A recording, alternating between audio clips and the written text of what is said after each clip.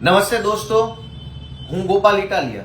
હમણાં મારા ધ્યાનમાં એક વાત આવી કે સુરતમાં ભાજપની એક ટોળકીએ એક નવું કારનામું ચાલુ કર્યું છે અને સુરતમાં ચારો તરફ બોર્ડ લગાવ્યા છે કે હવે ઉત્તરાયણ અને મોટા વરાછાના વિસ્તારો જે છે એને ડિજિટલ વેલી તરીકે ઓળખાશે. અને આવી રીતે માર્કેટિંગ કરવા વાળી આખી ટોળકી જે છે એ ભાજપ સાથે સીધી રીતે સંકળાયેલી ભાજપની ગેંગ છે આખી.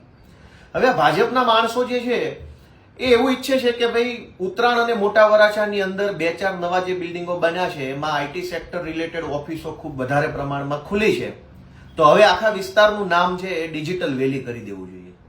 પણ નામ બદલવામાં શું વાંધો છે? કઈ વાંધો નથી, બદલી નાખવું જોઈએ. પણ આ આખી ભાજપની ટોળકી જે છે એને ધંધો આગળ વધે, ધંધામાં લોકોને 2 પૈસા રળતા થાય, સારી સુવિધાઓ મળે, એમાં કોઈ રસ નથી. એને તો નામ બદલવામાં, નામ બદલીને પોતાની દુકાનો વેચવામાં રસ છે. ખરેખર જો ઉત્તરાયણ કે મોટા વરાછાને ડિજિટલ વેલી બનાવવું હોય તો આ ભાજપની ટોળકીએ ભાજપની મ્યુનિસિપલ કોર્પોરેશનમાં જે સરકાર છે એ ભાજપના મેયરને કે ભાજપના સ્ટેન્ડિંગ મેયરને જઈ અને કહેવું જોઈએ કે આ ડિજિટલ વેલીમાં જેટલા પણ છોકરાઓ જે આઈટી સેક્ટર સાથે જોડાયેલા છોકરાઓ જોબ કરે છે એ બધાનો પ્રોફેશનલ ટેક્સ છે એ આવતા 5 વર્ષ માટે નાબૂદ કરવામાં આવે. આ ભાજપની ટોળકીએ ખરેખર જો ડિજિટલ વેલી બનાવી હોય તો ભાજપની ટોળકીએ કોર્પોરેશનની અંદરથી જે પણ છોકરાઓ આઈટી સેક્ટરનો ધંધો કરવા માટે ઓફિસ ભાડે રાખે છે અથવા ઓફિસ ઘરની ખરીદે છે એને ટેક્સમાંથી રાહત મળવી જોઈએ, પ્રોપર્ટી ટેક્સમાંથી.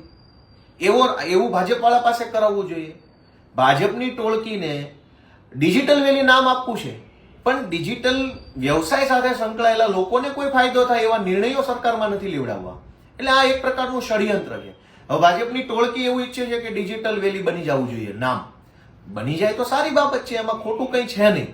પણ ડિજિટલ વેલી બનાવવી હોય તો પ્રોપર્ટી ટેક્સમાં રાહત આપો, પ્રોફેશનલ ટેક્સમાં રાહત આપો. કોઈ છોકરો પોતે ડિજિટલી સોફ્ટવેર ડેવલપમેન્ટ કંપની ખોલવા માંગતો હોય તો એને સાવ સસ્તા દરે અથવા વગર વ્યાજની લોન અપાવો.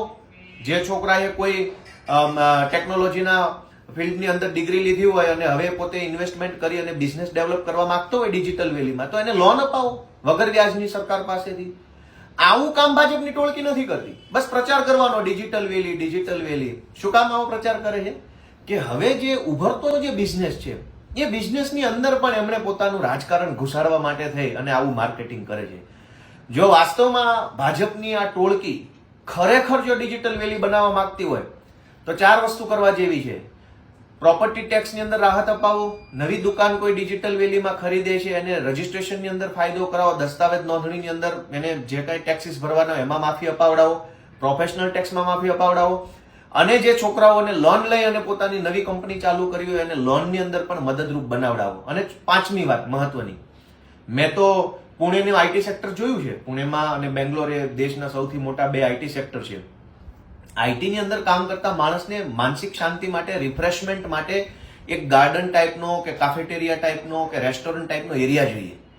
આ ભાજપની ટોળકી જે ડિજિટલ વેલી કરે છે, આ ગેંગને એટલી નથી ખબર પડતી કે સરકારી ગાર્ડન ક્યાં, વિશાળ મોટા ગાર્ડન હોવા જોઈએ, એની અંદર રિફ્રેશમેન્ટ માટેની તમામ વ્યવસ્થા હોવી જોઈએ, માઇન્ડ ફ્રેશ કરવા માટેની ચા કોફીના શોપ હોવા જોઈએ કે ગેમિંગ ઝોન હોવા જોઈએ, શાંતિથી બેસી અને પોતાનું માઇન્ડને રિલેક્સ કરી શકે એવી વ્યવસ્થા હોવી જોઈએ. એવું તો કંઈ છે નહીં. તો આ ભાજપની જે ગેંગ જે છે કે જે ખાલી માત્ર નામના નામે લોકોને છેતરવા નીકળી છે એને આપણે ઓળખવી જોઈએ. વર્ષોથી છેતરપિંડીનો દુકાન ખોલેલી છે ભાજપની ટોળકીએ અને આ વધુ એક વખત છે. છેલ્લી વાર, જો તમારે ડિજિટલ વેલી બનાવવી હોય તો આ નવા ધંધામાં આવવા માટે, બાળકોને પ્રોત્સાહિત કરવા માટે તમામ પ્રકારની સરકારી સુખ સુવિધાઓ ઊભી કેમ નથી કરતા? માત્ર હોર્ડિંગ્સ મારી દેવાથી ડિજિટલ નથી બનતું, સુવિધાઓ આપવી પડશે. નવી પેઢીના નવા કલ્ચર સાથે જોડાયેલા જે કાંઈ યુવાનો છે, ડિજિટલ બિઝનેસ સાથે જોડાયેલા જે યુવાનો છે, એને જે પ્રકારની વ્યવસ્થાઓ જોઈએ એ તમામ વ્યવસ્થા ઊભી કરવી પડશે અને એમાં સરકારે મદદરૂપ બનવું પડશે. અને સરકાર તો ભાજપની જ છે. તો ભાજપની ટોળકી પોતાની સરકારને લેટર લખીને કે નિવેદન કરીને કહેવાના બદલે લોકોને છેતરવા નીકળી છે. લોકોએ જાગૃત થવું પડશે. Thank you so much. જય હિન્દ.